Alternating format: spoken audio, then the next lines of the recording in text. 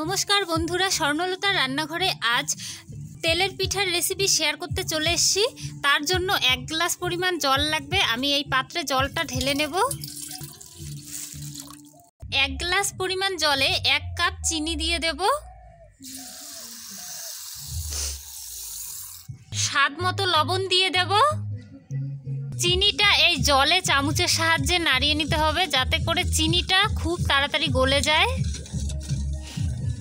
তোমরা চাইলে চিনির পরিবর্তে গুড়ও ব্যবহার করতে পারো, তো আমি চিনি দিয়েই করব, গুড় একটুও দেব না।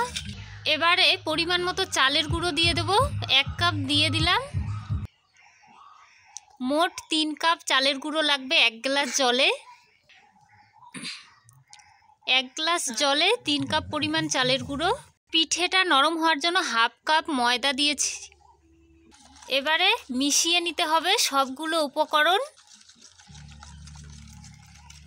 কতটা ঘন হয়েছে দেখুন বন্ধুরা ব্যাটারটা। আর একটু মিশিয়ে নিতে হবে। এই ব্যাটারটা যতটা ভালো মিশিয়ে নেবে সময় নিয়ে, ততটাই পিঠেটা খেতে ভালো হবে। ব্যাটারটা একটু ঘন রাখবে। যত ভালো হবে ব্যাটারটা, পিঠেগুলো কিন্তু ফুলে উঠবে তত সুন্দরভাবে। ব্যাটারটা পুরোপুরি তৈরি হয়ে গেছে, এখন ভাজার জন্য তৈরি। যখন ব্যাটারটা এইভাবে ঘন মনে হবে, এরকম বুঝে নিতে হবে যে তৈরি হয়ে গেছে ব্যাটারটা। কত সুন্দর কালার হয়েছে চিনিটা দেওয়াতে। উনুন ধরিয়ে কড়া বসিয়ে নেব। কড়া গরম হয়ে গিয়েছে, এখন সাদা তেল দিয়ে দেব।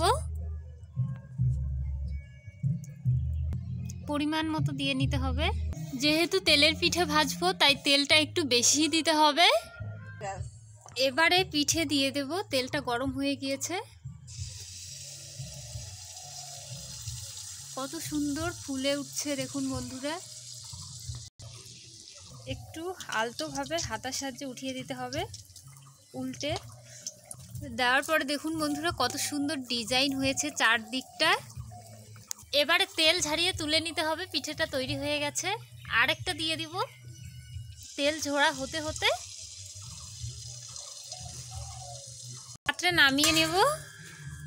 দেখুন বন্ধুরা এই পিঠেটাও কত সুন্দর হয়েছে। চিনি দিয়ে করেছি, তার জন্য কালারটা সাদাই রয়েছে। এক এক করে সবগুলো পিঠে ভেজে তুলে নেব তেল ঝরিয়ে। দুটো পিঠে হয়ে গেল তৈরি। দেখুন বন্ধু কত সহজে, কত তাড়াতাড়ি। পিঠের চারদিকটা কত সুন্দর ডিজাইন হয়েছে দেখুন বন্ধুরা। কতগুলো পিঠে ভাজা হয়ে গেছে দেখুন বন্ধুরা। প্রত্যেকটা পিঠের গায়ে কিন্তু এই ডিজাইনটা হয়েছে, আর ফুলেওছে সবগুলো পিঠে খুব সুন্দর। আমি এই থালায় সাজিয়ে দেখাচ্ছি তোমাদের। এইভাবে তেলের পিঠে বানিয়ে দেখবে, খেতে খুব ভালো লাগে।